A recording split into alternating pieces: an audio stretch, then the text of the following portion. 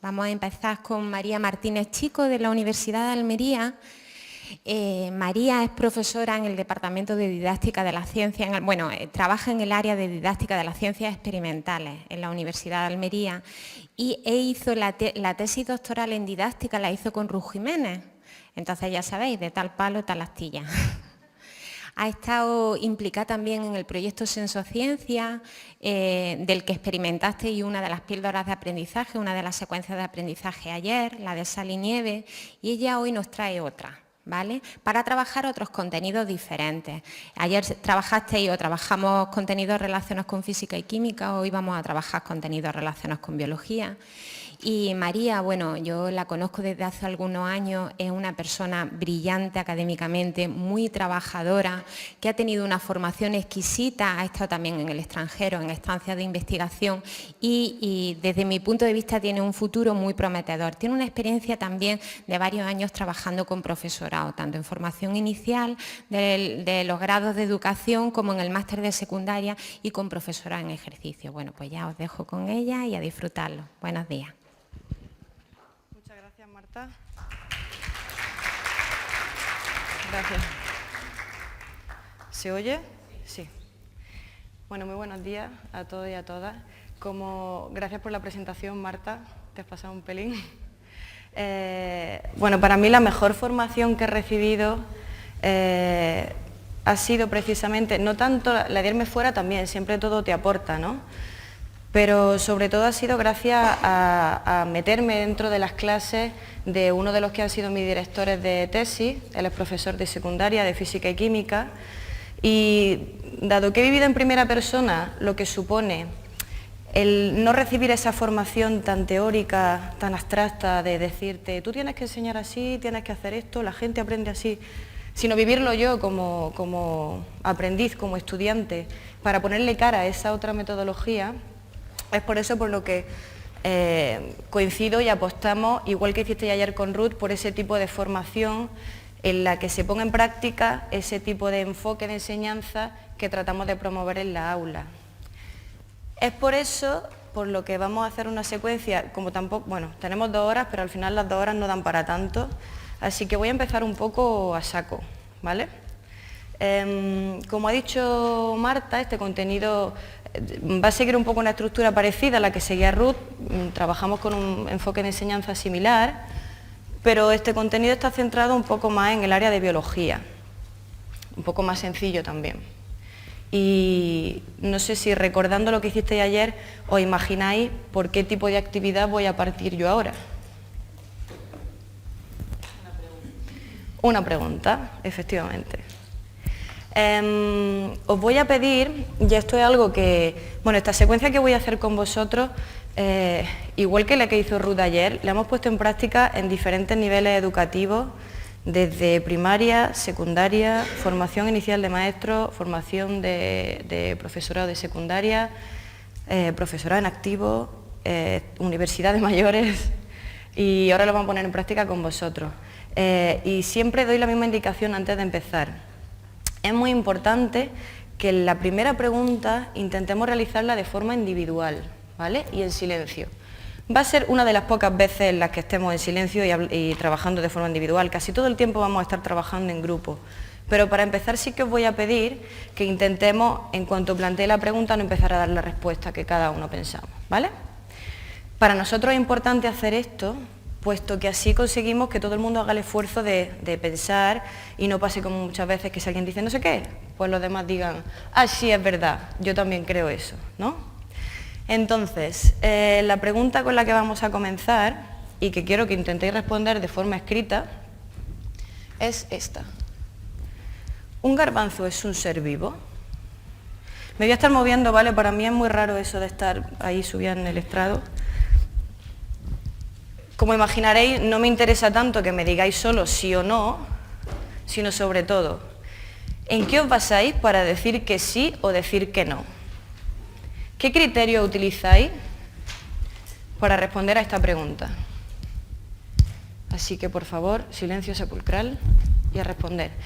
Os voy a comentar otra cosa, y es que no me estoy refiriendo a un garbanzo hipotético en unas condiciones hipotéticas porque muchas veces suele ser la respuesta.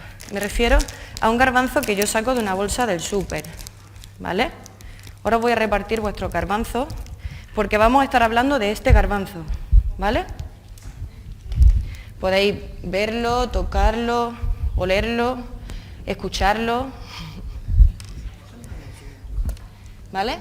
Vamos a intentar una cuestión, vamos a intentar ser explícitos con nuestras respuestas. Si ponemos el garbanzo es un ser vivo, no porque no tiene vida propia, estamos diciendo lo mismo. Ojo cuando estamos formulando una hipótesis y cuando estamos justificando esa idea. Justificar una hipótesis no es repetir lo mismo pero con otras palabras. Es decir, ¿en qué me baso yo para pensar eso? Y en este caso serán los criterios que me permiten a mí decidir que mi garbanzo es un ser vivo o no lo es. ¿Sí? ¿Acopla esto mucho? Este era individual y por escrito, y ahora quiero que comuniquéis los criterios que habéis utilizado con el grupo con el que estáis sentados, ¿vale? Vamos a intentar hacer, pues eso, 3, 4, 5, si allí estáis mogollón juntos, pues poneros en 2 grupitos, ¿vale? Para que podamos discutir mejor. Ahora sí, ¿qué hemos contestado? ¿Por qué hemos contestado eso? Y intentar convencer a los compañeros de nuestra respuesta. Paramos un momento. Venga.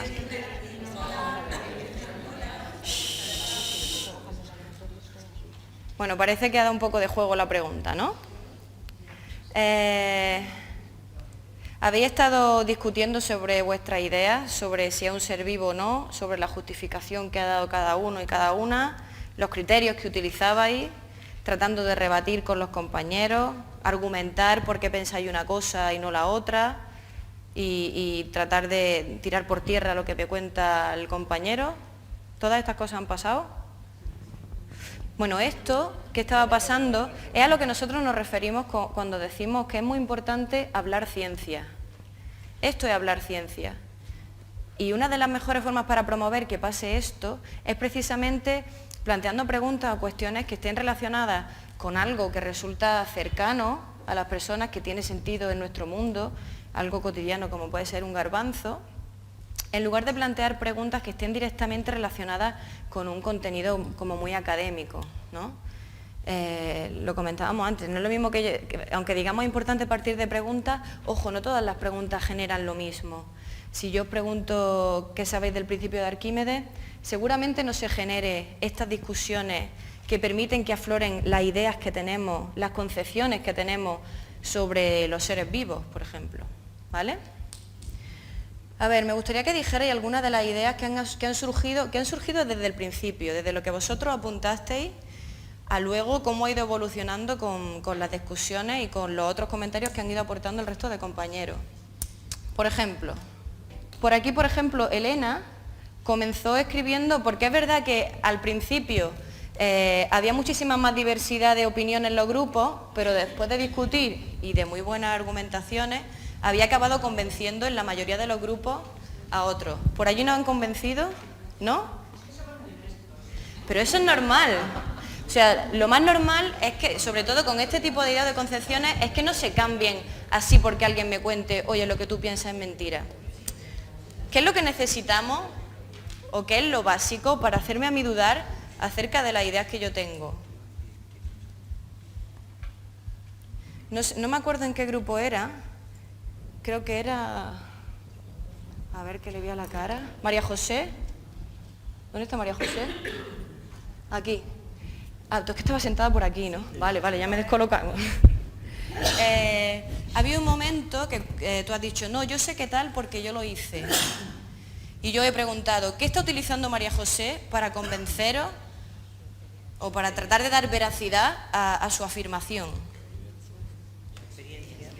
Se basaba en su experiencia. Ella decía, oye, que es que yo hice un experimento, ella tenía pruebas. Y esto es muy importante cuando estamos hablando de la ciencia, porque es lo que produce esa diferencia entre algo que yo me tengo que creer por fe, porque a mí me lo ha contado alguien, a algo que en realidad está fundamentado, está basado en unas pruebas que le dan algo de fiabilidad, ¿no? Ahora veremos también qué tipo de pruebas tenemos. Por ejemplo, que te había interrumpido, Elena. ¿Tú qué habías escrito al principio? que no, porque no tenía funciones vitales, pero ya sé que sí. Claro.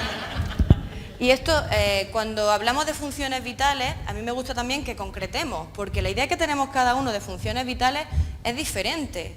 Por allí, por ejemplo, hablábamos de los seres nacen, crecen, se reproducen y mueren.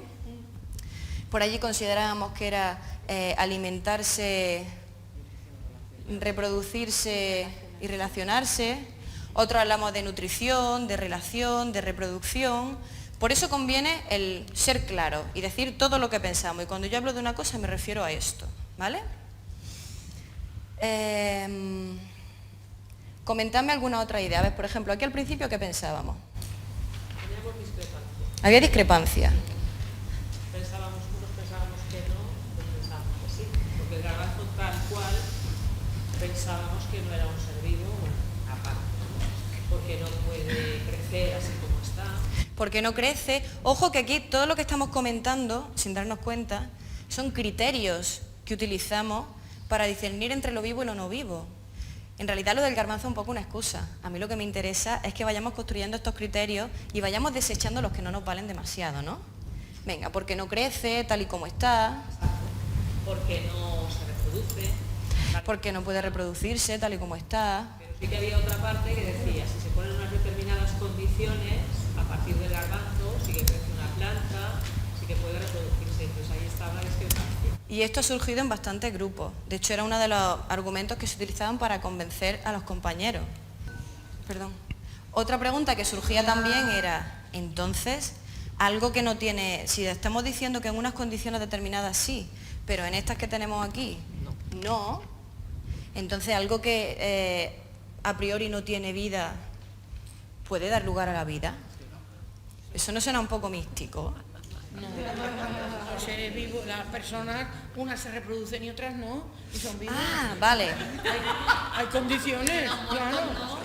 Claro, también podemos decir, el garbanzo, eso es importante, ¿eh? ¿Cómo te llamas? Perdona. ¿Cómo te llamas? Soy Mari Carmen. Mari Carmen dice, ojo, que es que hay personas que no se pueden reproducir y son seres vivos, ¿no? Y también se dan unas condiciones. Y también necesitamos... Si no pasas por las condiciones, Claro, físicas, químicas, biológicas, todas. El reloj biológico, todo.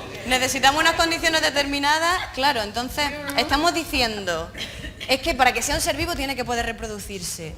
Ojo, no tenemos que estar reproduciéndonos todo el tiempo, ¿no? Entonces a lo mejor mi garbanzo tiene la capacidad de reproducirse, pero no está reproduciéndose todo el tiempo teniendo garbancitos, ¿no? María José comentaba, ojo, que yo es que sí, porque esto que lo que ella se basaba en su experiencia, yo esto le he puesto unas condiciones de algodón y agua y al final ha dado lugar a otro ser vivo, a una planta. ¿Esto lo habéis considerado como criterio? El poder dar lugar a otro ser vivo. Otro criterio que comentaba y era el que procede de un ser vivo. ¿Esto procede de un ser vivo? ¿El qué? Y un escupitajo también. Y el escupitajo, esperemos que no esté vivo, ¿no? Esperemos, ¿no? Esperemos. Entonces, claro. Pues este es... Ahora vamos a por ahí, que es otro criterio bueno. Este es un poco el juego al que quiero que vayamos jugando. En lugar de llegar y contaros yo, los seres vivos son no sé qué, no sé cuánto, y los no vivos son no sé qué, no sé cuánto. Quiero que vayamos construyendo esos criterios y descartando esos que no me valen porque no son específicos de los seres vivos, ¿vale? ¿Que todos los seres vivos provienen de un ser vivo? Sí, pero ojo, todo lo que proviene de un ser vivo es otro ser vivo. No tiene por qué, ¿no? Otro criterio del que hablabais, porque empezábamos por cuestiones más generales. Por ejemplo, en esta mesa, ¿cómo te llamabas? Javier. Javier decía, bueno, es que en realidad el garbanzo ocupa un espacio. Es algo, está hecho de materia. Tiene que ser un ser vivo. Entonces, claro, podemos pensar, todos los seres vivos tienen esa característica, ocupan un espacio, están hechos de materia. Por aquí comentamos materia orgánica. Sí, ahora, todo lo que está hecho de materia orgánica es un ser vivo. No tiene por qué. Y ya arañábamos un poco más. Vale, pero podemos fijarnos de qué están hechos los seres vivos. ¿De qué están hechos los seres vivos? De muchas células. De células, de muchas células o a lo mejor no tantas, ¿no? Bueno, pluricelular, no solo una, ¿no? ¿No solo una? Y una también. Las bacterias. Lo suspendí, ¿ves? ¿Te das cuenta? No, por ejemplo, las bacterias son seres unicelulares y también se puede considerar como ser vivo, ¿no? Podemos atender a de qué están hechos. ¿Todos los seres vivos están hechos de células? Ahora, ¿todo lo que está hecho de células es un ser vivo? ¿No? ¿Está hecho de células un ser vivo? ¿Por qué no? Por ejemplo. Porque un tejido está hecho de células, pero no es un ser vivo en sí mismo, forma parte de un ser vivo. Exacto, un tejido, yo me puedo coger un trozo de piel o de músculo y ponerlo aquí encima y está hecho de células, pero en realidad no un ser vivo. Pero insertado dentro de... también se reproduce. Forma parte de un ser vivo. Pero puede ser un parásito. Puede ser un parásito, pero el parásito sí sería un ser vivo, ¿no? Entonces, a ver, esto es un poco la idea para ir concretando esos criterios, ir poniendo en cuestión algunas de estas ideas para eliminarlas, ¿no? Y al final quedarme con las que son como las más concretas de los seres vivos. Bueno, aquí simplemente planteaba algunas de estas hipótesis. En realidad esta definición que se utiliza desde hace muchísimos años se tiende a revisar porque es un poco ambigua. Porque según esto de nacen, crecen, se reproducen y mueren, pues un pollo asado ha hecho eso. O incluso podríamos decir el ciclo de las rocas. Las rocas han crecido de un magma, han nacido de un magma, perdón, han ido creciendo, se pueden formar conglomerados, se pueden reproducir, fracturarse en muchas piedras y luego pues morirse porque desaparecen por la erosión. Digamos que los cristales, por ejemplo, entonces es como que necesitamos otros criterios. Lo que decíamos, podíamos atender a de qué están hechos los seres vivos. Están hechos de células, ¿no? Pero ojo, todo lo que está hecho de células no es un ser vivo, ¿no? Una silla, un filete, un tejido no es un ser vivo. Necesitamos más criterios. ¿Cómo podemos conseguir esos criterios? Y esto es algo que ya había empezado a hacer en muchos de los grupos. Había empezado a comparar nuestro garbanzo con algo que estamos seguros que sea un ser vivo o con algo que estamos seguros que no es un ser vivo. Y ver qué tienen en común. A ver si mi garbanzo cumple esas cosas, ¿vale?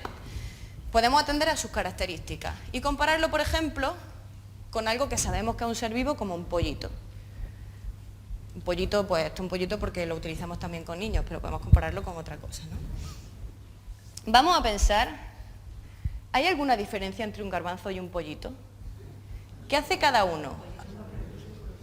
¿Coincide lo que hace? ¿Difieren en algo? Así que ahora dedicamos por grupo unos minutillos a ver qué tienen en común y qué no tienen en común. Garbanzo y pollito. Si le podemos darle a las luces para ver, ¿vale? Y corto esto. Ahora trabajamos en grupo. Paramos un momento, ¿sí? Venga. Cuando he ido pasando por los grupos, muchos me habéis preguntado que si era necesario incluir también las diferencias o solo las semejanzas. Os he dicho que incluyáis todo porque en algunos casos es posible que algo que pensamos que es una diferencia, quizás no lo sea tanto. Porque hay cosas que a lo mejor aparentemente no tienen en común, pero cuando tratamos de generalizar un poco, porque hay que entender que cada uno lo hace a su manera, a lo mejor sí son más comunes de lo que pensábamos, ¿no? Por ejemplo, en algunos de los grupos decíais, no, es que el garbanzo, si yo me pincho, me duele y quito el brazo. O el pollito sale corriendo si ve que se acerca un depredador. Pero el garbanzo no sale corriendo. ¿A qué nos estamos refiriendo a eso de que yo veo un depredador y me voy corriendo? O que me pincha y yo me quito. Claro, estamos hablando de la función de relación. ¿Qué es eso de la función de relación? Interactuar con el medio, percibir un estímulo y poder emitir una respuesta a ese estímulo, ¿no? Eso el pollito lo hace claramente. ¿Y el garbanzo lo hace? Por ejemplo, con unas condiciones, hay veces que María José lo decía y algunos lo hemos hecho y sabemos que si yo el garbanzo lo pongo en unas condiciones de humedad determinadas, lo típico del algodoncito en el vasito de yogur o lo que sea, es capaz de percibir que ha llegado el momento de germinar. Eso es recibir un estímulo y emitir una respuesta, ¿no? ¿Sí? ¿Qué otra semejanza o diferencia había encontrado entre el pollito y el garbanzo? Venga, por ejemplo. Respirar. Claro, aquí vamos a meterlo en un saco también más grande, porque estábamos hablando también de nutrición. Claro, ¿a qué nos referimos con nutrición? Ahí estamos hablando de diferentes procesos y lo partíamos en algunos un poco más sencillos. Hablábamos de alimentarse. ¿El pollito necesita alimentarse? ¿El garbanzo necesita alimentarse? Ahora mismo tal cual está, no. Pero yo necesito alimentarme y ahora mismo no estoy comiendo.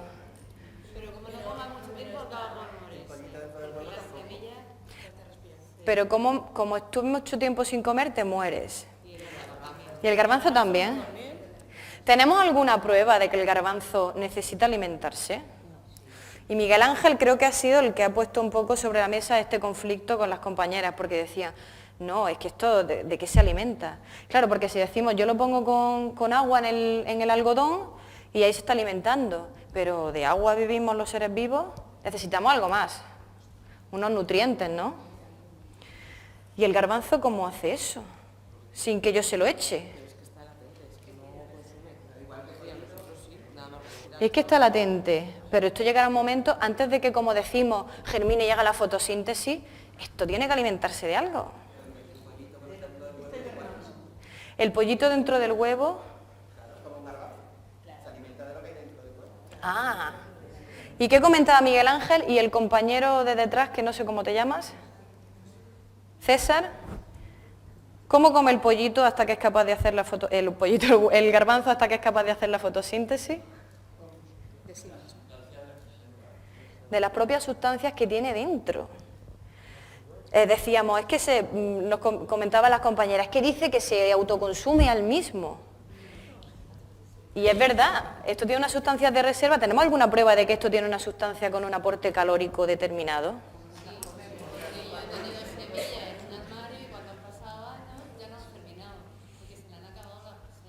Claro, cuando pasa un montón de tiempo ya deja de funcionar esto de la germinación. ¿Y alguna otra prueba de que esto tiene calorías? Pero eso no es una definición. ¿El qué? Que se la pasan a arroz, igual que a cualquier ser vivo. ¿El qué? Ah, vale. No, me refiero. Está diciendo... ¿cómo te llamas? Mari Carmen. Está diciendo Mari Carmen, pero esto no me vale como definición de ser vivo porque a mí también me alimentan otras cosas y eso no implica que sean seres vivos. No. Ahora estamos centrándonos en por qué sabemos que esto tiene una reserva energética. Y es que nosotros nos comemos los garbanzos porque nos dan un aporte calórico, ¿no? Venga, ya hemos barrido el tema alimentación. ¿Qué más cosas tienen en común el garbanzo y el pollito? Aquí hemos llegado a la conclusión de que todo, porque si te pones a concretar mucho, cada uno parece que lo hace de forma diferente. No, pero el pollito es mucho más complejo a nivel de organización que el garbanzo. Claro, y aquí hablábamos de las... Con la planta que daría el garbanzo si lo ponemos en las condiciones adecuadas. Si lo comparamos con el garbanzo, el pollito está formado por células, tejidos, órganos, sistemas y aparatos. El garbanzo está formado por tejidos, o sea, por células, tejidos... Claro. Si nos ponemos a pensar en la estructura que conforma cada organismo, cada ser o como lo queramos llamar, evidentemente la del pollito es muchísimo más compleja. Pero si nos ponemos a mirar un poco a la unidad básica que constituye a cada uno de los dos, son células, unas vegetales, otras animales, vale, pero no dejan de ser células. Más cosas. ¿Qué? ¿De dónde viene el pollito? Y el garbanzo también, eso sería algo que tienen en común, provienen los dos de otro ser vivo, ¿no? Más cosas. Pueden dar lugar a otro ser vivo, ¿sí? En uno de los casos una planta, en el pollito otros pollitos. ¿Y eso con qué está relacionado? Con la función de reproducción. Se pueden dar lugar a otro ser vivo y además como compartir ese material genético y que lo hereden los sucesores, ¿no? ¿Alguna otra cosa? Lo de morirse. ¿Eso qué es, lo de morirse? Claro, bueno, lo de crecen, los dos crecen, pero de forma diferente. Cada uno evoluciona de una manera. Y si consideramos que los dos son seres vivos, los dos se tienen que morir. Vamos a ver primero si son seres vivos, los dos. ¿O no tienen por qué? ¿Existe la vida eterna?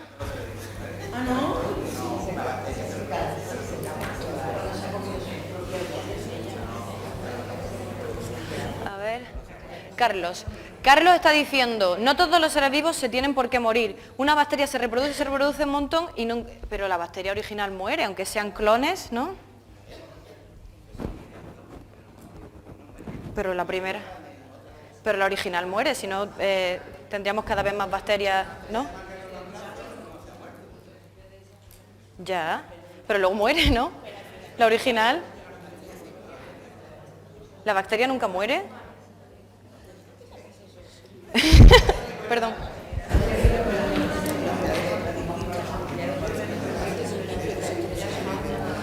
Claro.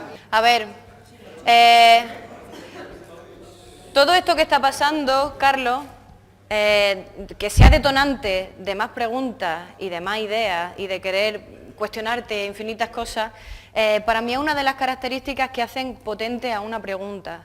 Fijaros todo lo que está surgiendo a partir de una pregunta tan sencilla como lo de si un garbanzo es un ser vivo. ¿El qué? Claro, por eso dijimos que ese criterio ha quedado un poco obsoleto y tenemos que buscar otro. Y esos son los que estamos buscando ahora, ¿vale? Vamos a hacer un poco recopilación de todo lo que hemos ido diciendo y ver con cuáles nos quedamos que sean así un poco exclusivos. Bueno, algo que no habéis dicho, pero que cuando los planteamos con los niños siempre suele salir, es que los dos nos los comemos.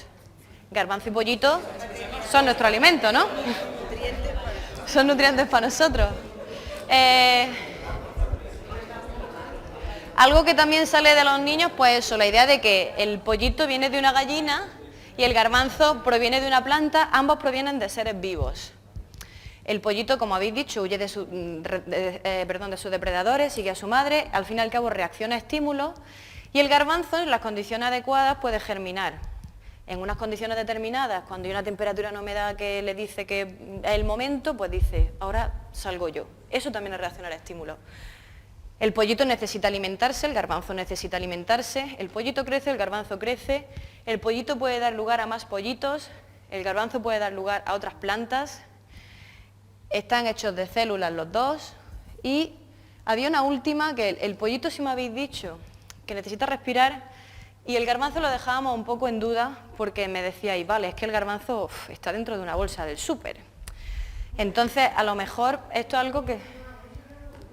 ¿El qué, perdón, Mari Carmen? Metes un pollito dentro de una bolsa como los garbanzos y mira lo que dura.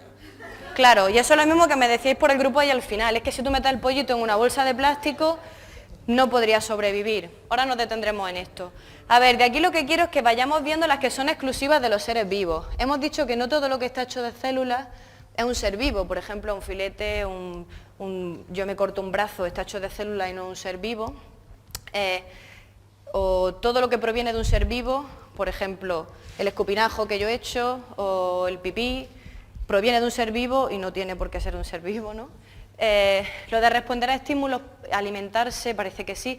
Lo de crecer también es un poco ambiguo, porque hay cosas que crecen, por ejemplo, una estalactita, las estalagmitas crecen, o me crece a lo mejor el pelo, la uña, o un grano, y a lo mejor eso, o crece el nivel del río, y eso no tiene por qué ser un ser vivo, entonces mejor buscar algo que sea un poco más concreto. Lo de puede dar lugar a descendencia y transmitir su información genética, lo de necesita respirar no queda muy claro, ahora lo veremos, pero está claro que si algo necesitamos para poder quedarnos con unos criterios y que sean convincentes, y a mí me sirvan para distinguir lo vivo de lo no vivo, es que necesitamos pruebas. Aquí ya había adelantado muchas pruebas de diferentes características. Bueno, y hablábamos que estaban relacionadas con las funciones vitales. Entonces, ¿tenemos información de si nuestro garbanzo cumple estas características? Por ejemplo, tenemos pruebas de que reacciona... Bueno, tenemos que tener en cuenta, que las pruebas es algo que, no sé si lo había escuchado, pero forma parte o es muy importante para desarrollar eso que hablamos de la competencia científica, el poder construir explicaciones basándonos en pruebas o en información fiable, ¿vale? Y no simplemente porque yo te lo diga. Por eso esta forma de enseñar es interesante en el sentido de que intenta producir un cambio, un giro de una enseñanza un poco más transmisiva en la que yo soy un predicador que predica con algo y tú te lo tienes que beber y comértelo porque sí, a esa otra idea de que yo te planteo una cuestión, tú formulas tu hipótesis, tus ideas, tus justificaciones, tus modelos mentales, en qué te basas para pensar eso, y luego no basta que yo te diga, créetelo, sino que tú me tienes que decir, oye, ¿qué pruebas tienes tú de esto, no? El poner en cuestión, pues eso, cualquier idea que se nos plantee, porque esto también ayuda a desarrollar eso que llamamos pensamiento crítico. El no creerme algo simplemente porque me lo digan, ¿vale? Y como algo que contribuye al desarrollo de la ciudadanía, pues consideramos que es importante. Tenemos diferentes tipos de pruebas. Hay algunas que se basan en la experiencia, esto yo lo viví un día, yo lo hice, yo tal. Otras que están basadas en la autoridad, esto yo lo sé porque proviene de un médico, de alguna figura así que tenga cierta autoridad y que para mí implique confianza, ¿no? O esto lo sé porque me lo ha dicho mi profe. Y otras pruebas que son un poco las que a nosotros nos interesan más, que llamamos pruebas científicas. Ojo que con pruebas científicas no siempre estamos hablando de que yo tengo que estar haciendo experimentos a toda hora. Esas pruebas científicas pueden ser primarias, en el sentido de que yo hago un diseño experimental, ¿cómo podría comprobar esto? Y lo llevo a cabo. O pueden ser secundarias, pueden provenir de información de otras investigaciones que ya están hechas y que implican cierta fiabilidad, en el caso de que yo no pueda reproducir el experimento en la clase, ¿no? Entonces, vamos a pensar sobre pruebas de que reacción ante estímulo. ¿Qué habíamos dicho que teníamos? ¿O cómo podríamos comprobarlo? ¿Se os ocurre? Lo de poner un algodón con agua y a ver si germina. Y entonces, si no germina, ¿ya puedo decir que no es un ser vivo? No, pues, si germina seguro que sí. Pero si no, tenemos que tener cuidado porque las pruebas prueban lo que prueban. Yo no estaría segura. Tenemos que tener en cuenta que tiene que haber algunas condiciones determinadas y que no significa que porque algo puede estar fallando. A lo mejor la temperatura es que no es la adecuada, aunque yo le eche un montón de agua, ¿no? Yo puedo utilizar, si no quiero hacer el experimento en clase, aunque sabemos que esto es algo sencillo que sí podríamos hacer, pues otra fuente secundaria. Por ejemplo, pues yo saqué datos de una investigación de Portari en el que se estudiaba pues, la germinación de las semillas, la evolución a lo largo de 6 días y podemos compartir este tipo de documentación también con el alumnado. Aunque sabemos que si tenemos la posibilidad de hacer la otra, pues siempre es más llamativo para ellos porque son ellos los que lo hacen, ¿no? Y por aquí también surgían, cuando estábamos hablando de reacción a estímulos, algo que es importante cuando trabajamos con el alumnado, puesto que, dado que estamos hablando de plantas, hay muchas veces que esa reacción a estímulos no es tan evidente, porque una planta no se mueve, no pía, no ladra, no corre. ¿Qué otro tipo de relaciones o de ejemplos en los que ejercen la función de relación podemos conocer en las plantas? Con el sol. Que le ponga un palito y se vaya enrollando, o sabemos que si tenemos una maceta y tenemos una ventana cerca, pues podemos conseguir que vaya creciendo hacia el sol, los girasoles, ¿alguna otra? La mimosa, hay otro tipo de funciones de relación que se llaman, no son tropismos, serían nastias, que son como reversibles, ¿no? Estas plantas que tú las tocas y haces y se esconde. Las plantas carnívoras, que son capaces de identificar que se deposita un mosquito y cerrarse. Es una reacción a estímulo en toda regla, ¿no? O en los lugares más secos, el que las plantas tengan esas raíces que pueden profundizar tantísimo buscando la humedad, ¿vale? Entonces, el trabajar este tipo de cuestiones que también pasan desapercibidas para el alumnado, pues puede ser interesante. Pruebas de que necesita alimentarse. Ya lo hemos dicho, ¿no? Que al cabo de cierto tiempo habéis dicho que se empiezan a degradarse, pero hemos dicho también la idea de que los garbanzos en sí tienen una reserva calórica dentro, ¿vale? Tienen un aporte calórico nutricional que es por lo que nosotros nos los comemos y que están rodeando al embrión y que le sirve pues, de sustento hasta que puede hacer la fotosíntesis. Lo mismo, pues podemos utilizar datos de otros estudios. Aquí, por ejemplo, en este estudio pues, se analizó el porcentaje de hidratos de carbono, de proteínas y de lípidos que podíamos encontrar en los garbanzos y en otro tipo de legumbres, ¿no? Está hecho de células. ¿Tenemos pruebas? ¿Cómo podríamos conseguir pruebas de que algo está hecho de células? Con un microscopio, ¿no? Y lo de necesita respirar. ¿Nuestro garbanzo respira? Claro. Claro, la respiración, perdón, está relacionada con el proceso de nutrición. La nutrición no sería solo alimentarnos, está relacionada con más procesos. Vamos a detenernos un poco en esto porque es una parte bastante interesante. Algo que le preguntamos a los alumnos, que para vosotros será muy obvio, pero que es interesante también que tratemos de responder, es esto. La respiración implica un intercambio de gases con el medio. Indica en cada caso, mediante flechas, cómo se produce ese intercambio. Algo muy sencillo. ¿Qué necesitamos absorber y qué necesitamos expulsar las personas? En el caso de las plantas. Y si alguien piensa que el garbanzo también, pues que lo ponga, ¿vale? Esto es lo que quiero que hagamos. Actividad individual durante 1 minuto, ¿vale? Venga. No hace falta que hagáis dibujos muy artísticos, con que pongáis una bola con una cabeza, una planta y el garbancito, vale. Un momento, que todavía falta otra parte. Ya todo habéis representado un poco con lenguaje verbal, aunque sea de forma esquemática. Venga, un momento. ¿Ya? ¿Sí? Evitamos ponernos a charlar hasta dentro de 1 minuto, ¿vale? Venga. Todo habéis representado esto, aunque sea de forma verbal, ¿no? O esquemática, con la flechita. Sabemos que hay otra forma de representar también ideas, que no tiene por qué ser solo de forma verbal. Perdón. Y eso es lo que quiero que hagamos ahora. Imaginaros que yo tengo mi garbanzo, o que cojo todos los garbancitos, y yo quiero saber cómo varía. Tened en cuenta que todo habéis puesto si coge algo o suelta algo, o si no coge nada y no suelta nada. Entonces podemos ser capaces de representar cómo variarán estos 2 gases al cabo de un rato. 5 minutillos.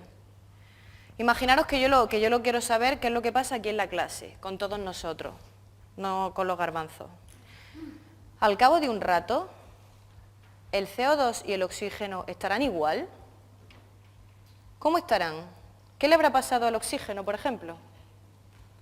Habrá disminuido. Entonces, deberíamos representar cómo está el nivel de oxígeno, pues desde el nivel normal que consideramos que hay en la atmósfera en este lugar, hasta cuánto habría evolucionado al cabo de 5 minutos, ¿no?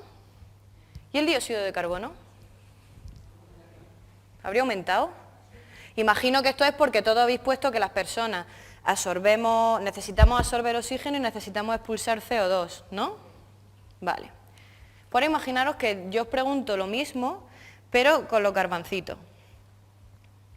Si yo he representado, tened en cuenta que esto para vosotros es súper obvio, el traducir de una idea a lenguaje gráfico, pero para los alumnos no siempre es tan obvio, sobre todo para los que están en niveles inferiores, hay veces que les cuesta muchísimo el ver cómo puedo representar el cambio de una variable a lo largo del tiempo, aunque sea algo aparentemente sencillo. Por eso prefiero partirlo un poco en trozos y primero decir tú qué piensas que pasa y luego lo traducimos. Imaginaros que yo quiero que representéis cómo creéis que varía ese porcentaje de CO2 y de oxígeno si yo tuviera mi garbancito y pudiera medir qué le pasa a esos gases alrededor de los garbancitos, sin nuestra influencia, claro. Si yo pienso que el garbanzo no ha hecho ningún intercambio, ¿cómo tendré que representar esas 2 líneas? Constante, no cambia a lo largo del tiempo, una línea recta horizontal, ¿no? Si yo pienso que está consumiendo una cosa, pues esa cosa irá disminuyendo, irá aumentando otra o lo que sea, ¿vale? Esto es lo que quiero que representéis ahora. 1 minuto y luego ya sí vamos a compartir todo, pero por ahora quiero que lo hagáis de forma individual, ¿vale? Silencio sepulcral y a representar qué le pasa a nuestro garbanzo, si es que le pasa algo. Venga, ¿lo tenemos ya? Tened en cuenta la importancia de representar lo que cada uno y lo que cada una piensa antes de que te cuente su versión el compañero. Esto igual que lo que hacíamos en la pregunta del principio.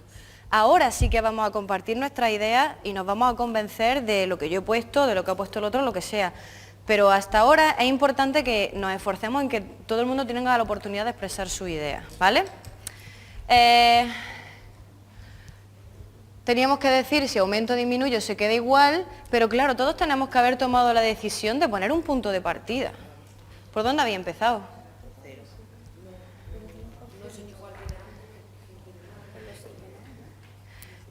¿Qué proporción, qué porcentaje creéis que hay de oxígeno? 21. ¿Qué? El 100% de oxígeno, el 21 más. ¿De dónde habéis partido? De 20, de la composición del aire, claro. ¿Qué proporción de oxígeno hay aprox en el aire que tenemos aquí? 20, 21, ¿alguien ha puesto 80? ¿Qué pasaría si tuviéramos 80? Moriríamos rápidamente, ¿por qué? Nos oxidaríamos, además sería súper inflamable, ¿no? Venga, 20, 21 aprox, tampoco nos importa demasiado. ¿Y de CO2? ¿Hay más o hay menos que de oxígeno? ¿Más fuerte? Muy poquito, 0,0 no sé qué. Varía, ¿no? Pero muy poco. Menos del 1% de CO2. ¿Tiene sentido esto? ¿Por qué?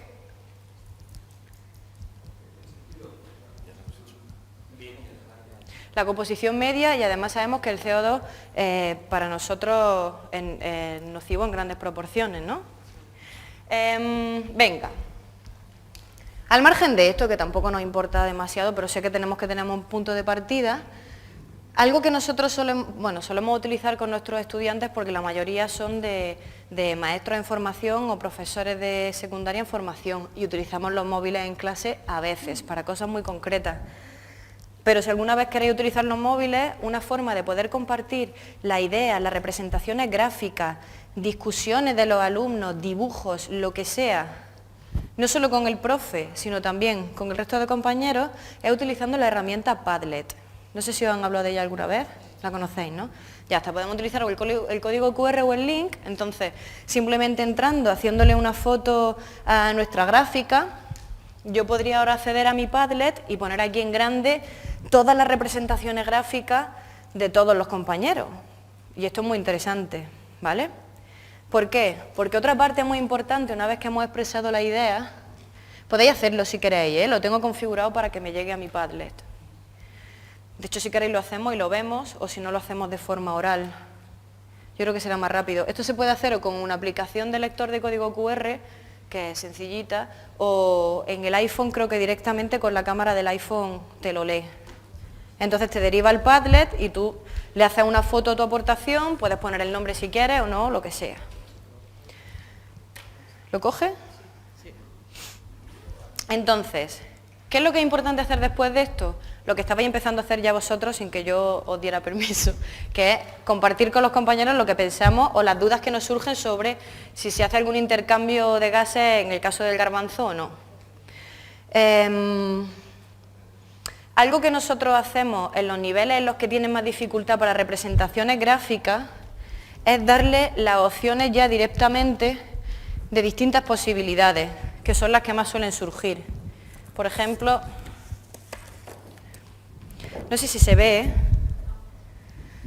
Son solo rayas. Bueno, aquí lo que estoy representando es el CO2 aumenta y oxígeno disminuye, CO2 disminuye, oxígeno aumenta, o los dos constantes.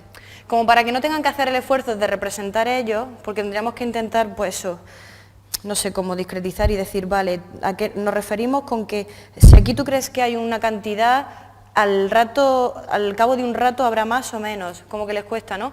Por eso una opción es darle diferentes opciones y que digan, pues yo me quedo con esta, ¿vale? Algo interesante es tratar no solo de expresar nuestra idea gráficamente, sino también de interpretar. Entonces lo que nos gusta hacer, y que podemos hacerlo si queréis con vosotros, es intercambiar lo que hemos escrito. De manera que además también quitamos ese peso de expresar lo que yo pienso, porque yo estoy hablando de lo que piensa mi compañero. Entonces, a mí no me... Como que le quitamos el peso del miedo al error, ¿no? Que por lo general tratamos de quitar todo el tiempo. Entonces, lo interesante es el que se cambie los gráficos y decirle, bueno, trata de explicarnos, por ejemplo, Mari Carmen. Mari Carmen, ¿qué es lo que piensa Carlos según su gráfica? Shh. ¿Qué es lo que piensa Carlos que hace el garbanzo? ¿El garbanzo consume algo o...? Él piensa que respira. ¿Por qué piensa que respira? ¿Consume algo o expulsa algo?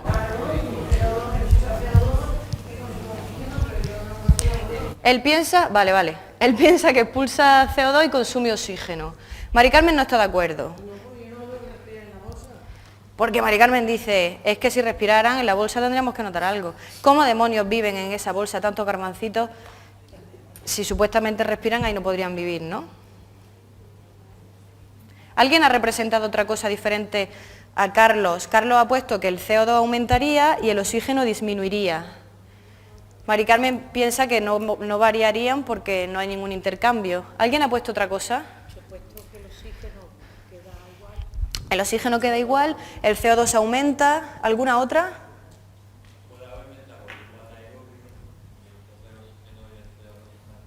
Se mantendría constante. Es lo que piensa Mari Carmen. ¿Perdón?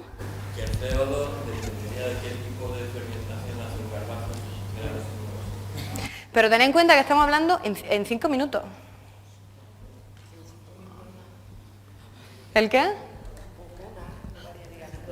Poco o nada, variaría poca cosa, ¿no? Otra opción que suele salir bastante, pues la idea de que el CO2 disminuye y el oxígeno aumenta. ¿Alguien ha puesto eso? Sí. Entonces, claro, tened en cuenta que en estas representaciones gráficas ya podemos intuir concepciones que tienen las personas acerca de cómo se realiza ese intercambio de gaseoso, cómo se realiza la respiración, en el caso de los garbanzos. Y ya veremos si de las plantas, ¿no? Vemos que tenemos diferentes hipótesis. Una vez que habéis expresado vuestras ideas, vuestras hipótesis, ¿ahora qué hacemos? ¿Os cuento yo, la verdad? ¿Cómo que sí? Yo no os la voy a contar. Vosotros me deberíais demandar algo más. ¿El qué? ¿Algo para que qué? Para que lo podamos medir. Lo que me tenéis que demandar, Carlos, son pruebas. Vamos a comprobar si nuestros garbanzos hacen algo o no hacen algo. ¿Sí?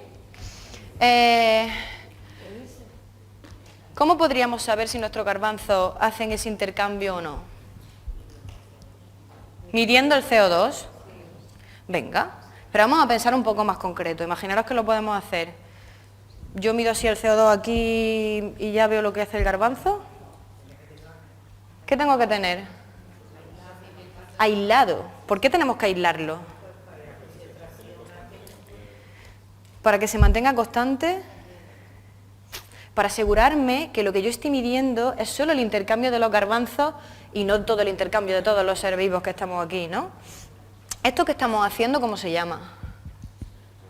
Control de variables, ¿vale? Algo muy sencillito, pero sí. Entonces, bueno, lo que vamos a hacer ahora, yo he traído unos sensores de oxígeno y de dióxido de carbono. Entonces, lo que vamos a intentar va a ser medir qué es lo que pasa con nuestro garbanzo y, como bien habéis dicho, no voy a medirlo así en general, sino que vamos a utilizar un recipiente que a mí me asegure que los garbanzos están aislados, ¿no? A ver, ¿dónde está la otra bolsa? Ahí. Vamos a utilizar esto, que es como un tupper, pero que tiene 2 agujeros, ¿vale? En estos 2 agujeros vamos a conectar 2 sensores, uno de oxígeno y otro de CO2. ¿Algún voluntario o voluntaria que me ayude a preparar esto y que además dé fe de lo que estamos haciendo? ¿Cómo te llamabas? ¿Cómo? José Luis. ¿Alguna voluntaria? Venga, vente para acá. ¿Cómo te llamas?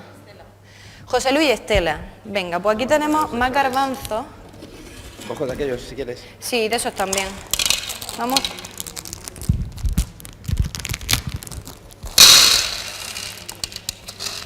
Yo creo que con que echemos unos poquitos más, sí, como la mitad de eso. Claro, tened en cuenta que para asegurarnos bien de si pasa algo, más vale, yo creo que así está bien. ¿Vale? Sí.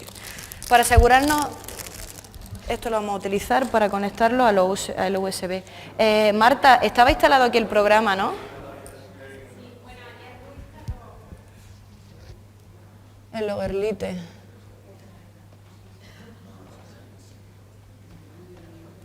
Sí, venga, pues ahora. Uy, José Luis, cerramos la tapa. Estela, conectamos eso a los USB del portátil y aquí tenemos los sensores. Sí. Tenemos que conectar, a ver, espérate. Uno de oxígeno, sería este. Ese lo pone en un agujero. Sí. Que cierre bien. Y otro, sí.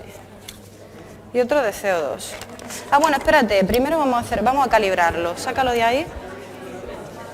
Y esto lo tienes que conectar a eso, exacto.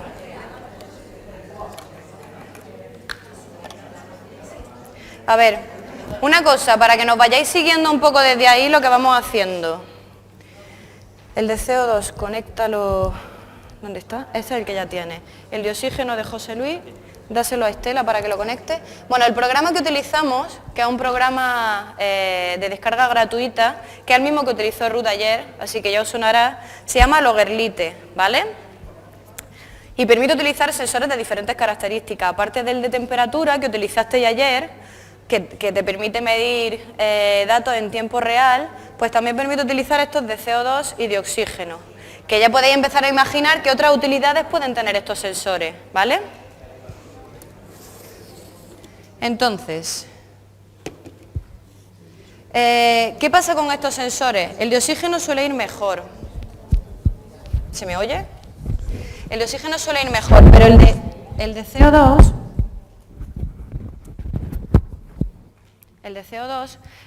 hay veces que es muy sensible a la temperatura. Entonces, si yo venía de más fresquito y lo he metido en esta sala, pues a lo mejor está un poco sensible. Lo que voy a hacer ahora va a ser intentar calibrarlo.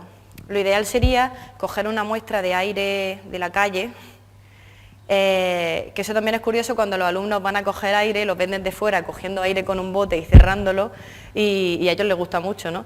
Entonces lo cierran corriendo con un tapón que tenemos, metemos el sensor y le damos a calibrar, como para que utilice esta muestra como de blanco, ¿no? Y luego ya si lo ponemos a medir lo que hacen los garbanzos si es que hacen algo.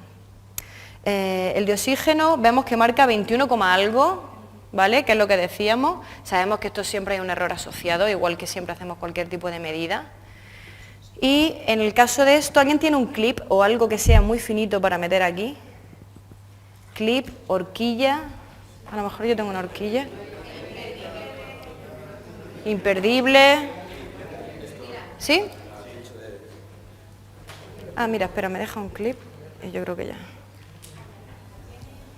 Mira. ¿Te vale? ¿O ese? Sí, pero es que no sé. Voy a intentarlo con el clip y si veo que no puedo, intento con este. Y así evito hacerle el agujerito, ¿vale? Venga, sácame un pincho. Perdonad, que se me ha olvidado traerme un clip. Lo que yo os diga, esto es José Luis Moreno, total, ¿eh? Este es el del mago.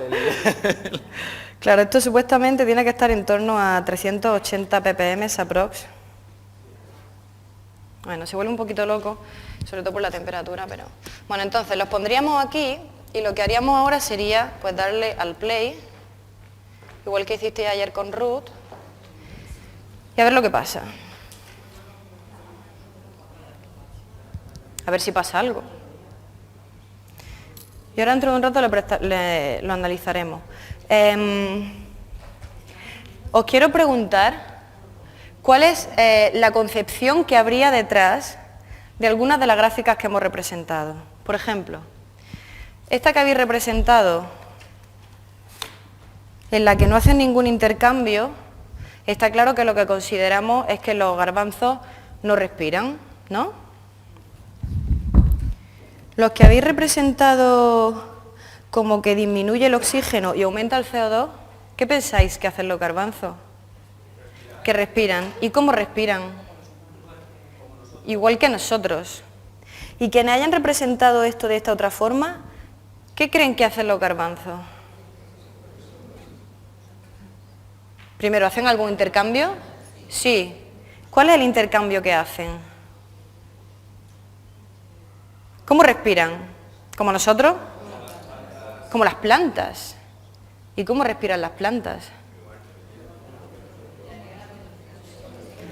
Claro, es que aquí estamos hablando de respiración, estamos hablando de fotosíntesis, ¿de qué demonios estamos hablando? ¿De los dos mezclados? Un balance, pero ojo, ¿mi garbanzo hace la fotosíntesis? Claro, necesitamos sol. ¿Y si yo tengo sol, el garbanzo puede hacer la fotosíntesis? El garbanzo no, pero la planta sí. Entonces, si representamos esto es que pensamos que el garbanzo hace una respiración pero inversa a la humana, ¿no? Que eso es bastante común también. Vale. Bueno, a ver, yo no sé si se va a apreciar bien, pero lo que podemos hacer es ampliar esto, hacer como un zoom y fijaros lo que está pasando. ¿Qué está pasando?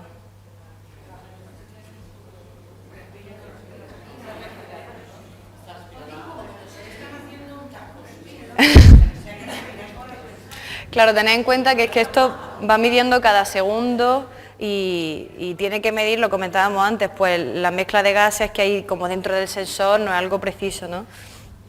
¿Pero qué parece que está pasando aquí? Se va estabilizando. ¿Pero como quién respira? ¿Como las personas? ¿Coincide eso con lo que pensábamos? En algunos casos sí, en algunos casos no tanto. Entonces, claro, lo más interesante de todo esto, una vez que hemos recogido las pruebas sobre esto en concreto, sobre la respiración, es iniciar la recogida de datos, que resulta bastante curiosa, y sobre todo ya detenernos y pensar, ¿estos datos confirman lo que nosotros pensábamos? En algunos casos no, en algunos casos sí. Y sobre todo, ¿en qué aspectos los resultados no coinciden y a qué creemos que se debe esta discrepancia? Porque como decía antes, detrás de nuestras representaciones hay un modelo mental que trata de explicar cómo funciona la respiración de nuestro garbanzo. ¿De las plantas o solo de los garbanzos? Yo creo que de las plantas en general. Entonces, como conclusiones, bueno, podríamos entonces volver a tratar de responder a la pregunta inicial. ¿Nuestro garbanzo es un ser vivo? Parece que sí, pero lo más importante, ¿por qué? ¿Seríamos capaces de dar una justificación, de dar unos criterios que me permiten meter a mí al garbanzo en el saco de lo vivo? Unas características que son, en general, aplicables a los seres vivos. ¿Por qué es un ser vivo un garbanzo? Porque hace... ¿Qué funciones? La de nutrición, que implica no solo alimentarse, también respirar y más cosas. Reproducción, la de relación. Además hemos visto que están hechos de células, como todos los seres vivos, ¿sí? Al fin y al cabo, lo que hemos estado trabajando a lo largo de esta sesión ha sido esto de las funciones vitales, que sabemos que es tan habitual y tan recurrente a lo largo de la educación obligatoria, de la enseñanza obligatoria. Se trabaja tanto en primaria como en secundaria. Esto que estamos construyendo es el modelo de ser vivo, ¿vale? Y podríamos ya trasladarlo a preguntas. Bueno, vamos a plantear nuestra otra pregunta que también ha surgido en algunos de los grupos, que era, entonces, ¿una célula humana es un ser vivo? Ya tengo criterio. Una colonia de células, dicen por aquí. Una célula, glóbulo rojo, ¿cumple estos criterios que hemos dicho? ¿Se reproduce? ¿Las células se reproducen? ¿Las células se relacionan? ¿Las células se nutren? Están hechas de células, son células, ¿no? También. ¿Entonces sería un ser vivo? Sí, pero... ¿Qué me falta? ¿Y un conjunto de células? ¿Eso sí? ¿Cualquier conjunto de células es un ser vivo? No. ¿Qué me falta? Esa independencia de la que hablamos, ese último criterio es que se tenga cierta autonomía. Ojo, que con lo de la autonomía siempre sale, pero entonces una persona pues que está vegetal y que necesita qué tal, es un ser vivo todavía, o una persona mayor que no es autónoma porque necesita de ayuda para poder sobrevivir y alimentarse y no sé qué, no sería un ser vivo. Claro, tenemos que tener cuidado con estos criterios, son unos criterios generales, igual que decíamos, se reproduce, entonces si yo no me puedo reproducir no soy un ser vivo. Que en general tengo las características para poder hacerlo, ¿vale? Sabemos que la biología es la ciencia de las excepciones, aparte, también lo comentábamos por aquí, y que este es uno de los modelos, digamos, más complicados de definir, puesto que todavía no está del todo claro esa diferencia entre lo que es la vida y lo que no, ¿no? Pero sí que podemos, sobre todo yo creo que esta secuencia es interesante para todo ese proceso que se genera en medio de discusión, de someter a crítica, de ir buscando pruebas, de basarme en cosas para poder llegar a una explicación y no simplemente porque me lo digan, ¿no? Lo podemos aplicar a otras cosas. Por ejemplo, pregunta sobre la respiración de las plantas. Las plantas, el estudio de la respiración nos muestra que las plantas y los animales siempre respiran consumiendo oxígeno y desprendiendo dióxido de carbono lo mismo de día que de noche. B. Las plantas solo respiran por la noche. C. Las plantas durante el día respiran al revés que los animales, ya que para ello toman dióxido de carbono y desprenden oxígeno. Y detrás de esta pregunta, que puede parecer sencilla, hay una concepción alternativa que está súper arraigada, porque tiene sentido, porque nos la llevan metiendo desde pequeños. Asienten con la cabeza. ¿Cuál es esa concepción que solemos tener acerca de la respiración de las plantas?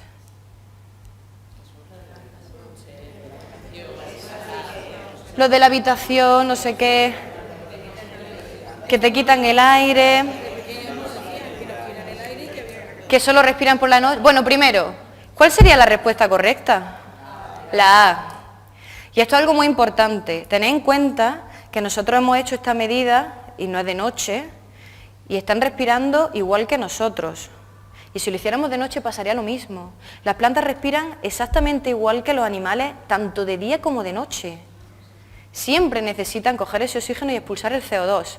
Ojo, otra cosa es que durante el día, pues las plantas vayan al súper, se compren su comida y se la coman, que está relacionado con eso que llamamos fotosíntesis, y que da la casualidad que necesitan para fabricarse su alimento el carbono de ese CO2, ¿vale?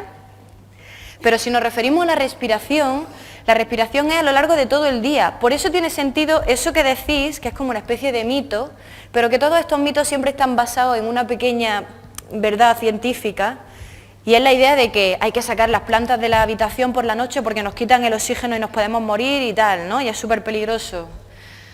Bueno, ¿es peligroso de verdad?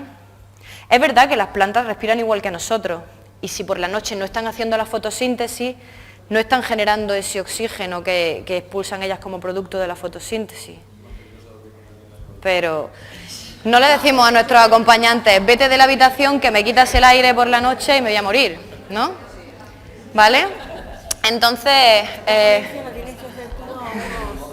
a unos vegetarianos para que vean la... Eso también es interesante. Cuando hacemos...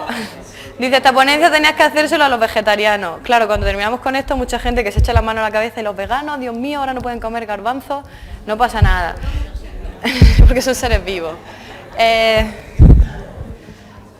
Bueno, pues mucho ojo con las concepciones o las dificultades asociadas a la respiración de las plantas, porque muchas veces se tienen ideas pues directamente que las plantas no respiran o que la fotosíntesis es igual a una respiración inversa, y no es que directamente son procesos diferentes, o que las plantas también, esto suele surgir, que obtienen todo lo que necesitan de la raíz y que con la tierra ya pueden alimentarse.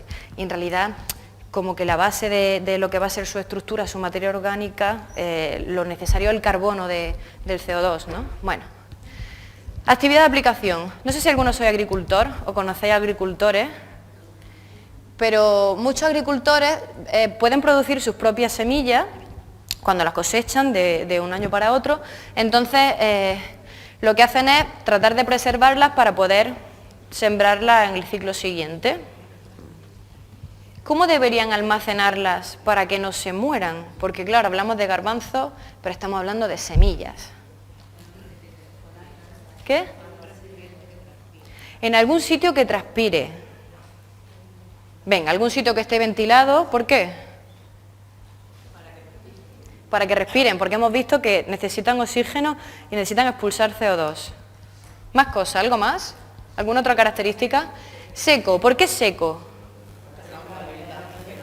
Para evitar que germine, porque puede reaccionar a ese estímulo y que diga, hoy que este es mi momento, vamos a salir ya y a germinar, ¿no? Y sin luz. ¿Y esto de la luz? ¿Es relevante? Es relevante a lo mejor en el sentido de que me evita el alcanzar temperaturas más tal, porque podríamos también hacer otra comprobación de si las semillas germinan solo cuando tengo luz o también sin luz. ¿No? Se ocurre la forma, imagino, pues haciéndolo en un sitio tapado, podríamos planteárnoslo con los alumnos, preguntar qué creéis que va a pasar y luego preguntarnos por qué, ¿no? Y si lo hacéis resulta que sí germinan. Pero son diferentes, ¿vale? Y al final salen muy distintas que las otras. Bueno, entonces, si os pongo la situación de que Carmen tiene una azalea y un gato en su cuarto y se va a acostar, ¿cuál le sugerimos que saque por la noche? Las dos cosas. Si no se muere, al gato.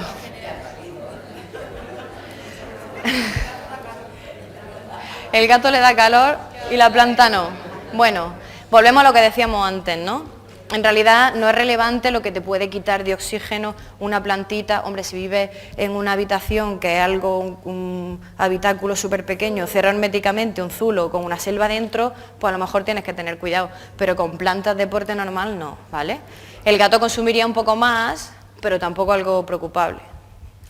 Si no echamos a nuestros compañeros, pues tampoco echamos a los gatos. Venga, a ver. Otro. No sé si sabéis lo que es esto. Son silos. Los silos son lugares donde se almacenan pues gran cantidad de cereales y todo esto. Y ha habido bastantes noticias sobre la muerte, que es bastante común, por intoxicación gaseosa en estos lugares. ¿Por qué puede ocurrir esto? Porque están mal ventilados. ¿Y qué pasa si están mal ventilados? Pasan dos cosas. Lo que tenemos ahí dentro, esos cereales, esos garbanzos, lo que sea, son semillas. Hay una concentración muy alta de CO2 por lo que producen, pero además, ¿qué pasa? Consumen el oxígeno que yo necesito para vivir, ¿vale? Entonces, pues eso, imaginaros, toneladas y toneladas de semillas haciendo eso, pues sí que pueden crear ambientes que son peligrosos para nosotros. ¿Hemos aprendido algo? ¿Se aprende algo con esta secuencia? ¿El qué? Que los garbanzos son seres vivos y respiran, pero con la excusa del garbanzo, ¿se aprende algo más con esto? Los criterios de los seres vivos. Un ser vivo tiene que cumplir eso que llamamos las funciones vitales, que son la reproducción, la relación y la nutrición. ¿Sí? ¿Alguna otra cosa hemos aprendido? Claro. Hay otras cosas que a veces que pasan desapercibidas, pero que son muy importantes. Hemos estado haciendo representaciones gráficas, realizándolas e interpretando lo que piensan otras personas también gráficamente. ¿Alguna otra cosa hemos hecho? Hemos trabajado en grupo, hemos estado discutiendo, hemos llegado a consenso o no, pero hemos tratado de justificar y argumentar. Más cosas. ¿Más fuerte? Hemos buscado pruebas. Hemos hecho experimentos y pensado en posibles diseños para comprobar otras cosas. Muy bien, muy importante. ¿Algo más? Hemos hecho controles de variables cuando estábamos pensando en cómo realizar este experimento. Y previo a las pruebas, ¿qué habéis hecho vosotros? Reflexionar y expresión de ideas. Hemos expresado lo que nosotros pensamos que ocurre y el por qué ocurre eso. Y además lo hemos hecho gracias a el abordar una pregunta. Que, ojo, ¿qué características tiene esta pregunta? que supone un reto, porque parece que está claro, pero no está claro del todo. Es algo cotidiano, que tiene sentido para nosotros y nos sentimos con capacidad de poder responder a algo. Pero una pregunta un poco indirecta. Yo no he preguntado, dime las funciones vitales, porque así me la iba a decir todo de carrerilla, ¿no? Sino que lo hemos ido construyendo a partir de aplicarlo a un contexto cotidiano, ¿vale? Entonces, todo esto que habéis dicho, que hemos hecho, es muy importante y sobre todo muy importante el no olvidar esa otra parte, porque si hablamos de enseñanza, aprendizaje competencial, tenemos que considerar no solo los hechos, las teorías, los modelos, sino también los procedimientos que hay de por medio. El cómo construimos ese conocimiento científico es muy importante. Abordar una pregunta, formular hipótesis o ideas, discutirlas, buscar pruebas, analizar resultados, construir criterios y sobre todo tener en cuenta que si hablamos de aprendizaje activo, participativo, no es solo estar haciendo cosas, cacharreando, es estar manteniendo activo esto y sintiéndote activo y partícipe porque tú estás comunicando y expresando tus ideas todo el rato, ¿vale? Dime. ¿Secuencias de estas de otros temas? Sí que hay muchísimas, muchísimas. Pues hay diferentes bancos. Nosotros tenemos el del proyecto Sensociencia, que si nos lo pedís os lo podemos proporcionar. No sé si Ruth os dio algún enlace, yo también lo pondré al final. Y luego hay diferentes proyectos. Víctor ha participado, que él hará su sesión dentro de un rato, ha participado también en un montón de ellos. Jordi Doménez, que viene pasado mañana también, y hay un montón. De hecho, trabajamos precisamente en diseñar secuencias de este tipo para poder poner en práctica, trabajar contenidos que entran dentro del currículum de forma diferente. Así que sí. Y al final, podemos contactar con Marta y proporcionaros esas bases, ¿vale? Sí. Sí. Me preguntan por el software y los sensores. A ver, nosotros descubrimos estos sensores gracias a los compañeros del Parque de las Ciencias de Granada. No sé si algunos lo conocéis. ¿Tú has trabajado con ellos? Vale. Es que en el equipo educativo del Parque de las Ciencias son profesores de secundaria que tienen como una jornada partida. Entonces trabajan muchísimo, de hecho nosotros hemos trabajado con ellos en formación de profesorado y ellos son los que hacen préstamos de estos sensores a los propios profesores, a los centros, para que los puedan utilizar. Nosotros a través del proyecto, claro, cuando hacemos esta formación vosotros me podríais decir, María, esto está muy guay, aquí lo hemos pasado bien tal, pero esto tú no lo haces con mis niños porque se revolucionan, porque tal. Entonces nosotros de nuestro proyecto lo que decimos es, vale, si lo hacemos con tus niños y vamos a los centros a hacerlo. Claro, tenemos la limitación geográfica de que estamos en Almería, ¿no? Entonces lo hacemos en centros de Almería, pero imagino que puede ser posible el préstamo, si no a través del Parque de las Ciencias, de otras entidades que trabajan con esto. Son de Bernier. Es verdad que estos de CO2 y oxígeno son algo más caros, pero los de temperatura son súper baratos y los de temperatura también da juego para utilizarlos en mogollón de secuencias. Incluso con los check temps, si quieres. Estos son algo más caros, pero no sé si hay fondos también en el centro. Yo intento llevarme a los centros para que sean los niños los que midan, pero también habéis visto que si, no sé, pedimos ayudantes, tal, si al final el recoger datos se está haciendo de forma común, pero lo importante es todo lo que se ha generado antes para tener ganas de comprobar eso y ver que lo estamos comprobando. No hace falta tener un sensor para cada niño. O sea que... Os puedo proporcionar también, el software es gratuito, se llama Logerlite y es súper intuitivo. Bueno, igual que os planteo, no sé si lo preguntó Ruth ayer, venga, que ya vamos terminando, que estamos todos cansados, lo entiendo. Simplemente preguntaros, además de reflexionar sobre qué hemos aprendido, para nosotros es muy importante pararnos al final y preguntar también qué hemos sentido. Sabéis que cuando estamos hablando de disciplinas STEM suele existir una actitud bastante negativa, tanto hacia la ciencia, las matemáticas, la tecnología. Entonces, el ser consciente de que se puede aprender disfrutando y sintiendo otro tipo de emociones que no sean simplemente pues, el aburrimiento o el rechazo es también importante. Por eso lo que solemos hacer nosotros es, los resultados que os mostró Ruth ayer, sobre las emociones que se habían sentido, nosotros lo recogemos haciendo una última actividad de reflexión. Esto mismo que os he preguntado, que había aprendido, que me habéis dicho las ideas así sueltas, nosotros se las planteamos ya como en una especie de listado, donde ellos simplemente tienen que decir cuánto sabía antes del tema y cuánto sé después. De manera que un poco sin querer queriendo son conscientes de ese conocimiento que han construido a lo largo de la secuencia. Y aquí es como que seguimos aprendiendo, es como hacer una revisión final. Hostia, es que al final hemos aprendido todo esto en 1 hora o en 2 horas, ¿no? Y además le preguntamos cómo se han sentido en cada momento. Cuando abordaban la pregunta tenían que expresar su idea. Aquí suelen salir emociones, como visteis ayer, que a lo mejor no son tan positivas. A lo mejor sienten inseguridad, como hemos sentido mucho, y no pasa nada. Lo importante es que esa inseguridad no te bloquee y sobre todo que al final de la secuencia pues prime más la satisfacción, la concentración y estas emociones más positivas que las negativas. De hecho, creemos que es necesario cierto grado de inseguridad y de insatisfacción, por lo menos al principio, para que la pregunta te enganche un poco, ya sea esta, ya sea la de representación de gráfica, y pensamos que es necesario, que no debe ser preocupante, pero sí es verdad que si hacemos algo que está a un nivel demasiado alejado del suyo y no se le ve sentido, sí que se pondrían de manifiesto demasiadas emociones negativas que debería hacernos repensar un poco lo que estamos haciendo. Y nada más, que hemos aprendido detenernos también en todos y todas. Sabéis que hay muchas veces que en este tipo de disciplinas las chicas hay veces que sienten un poco menos de enganche, como la llamamos nosotros, que los chicos. Hay resultados sobre eso. Y hay veces que es importante prestar atención a la cuestión de género.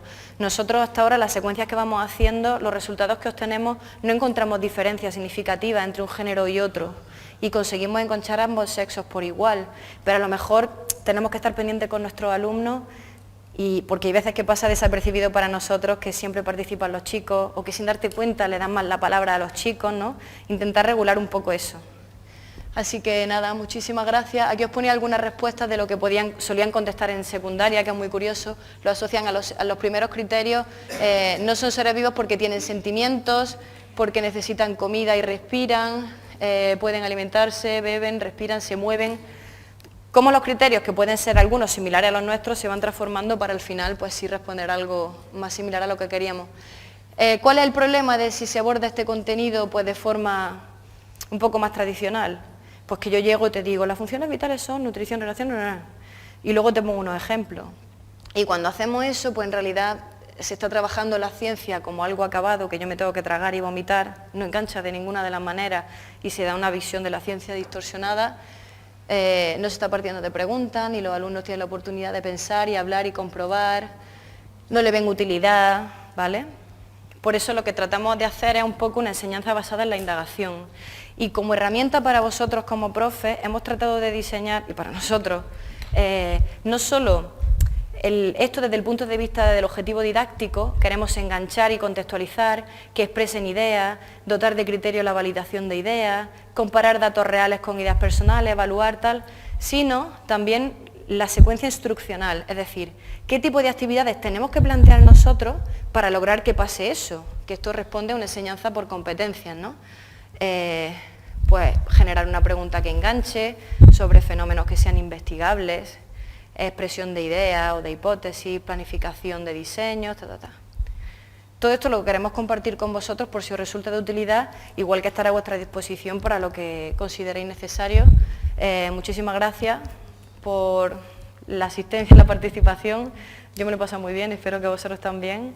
Y nada, y seguimos luego en la sesión siguiente con Víctor.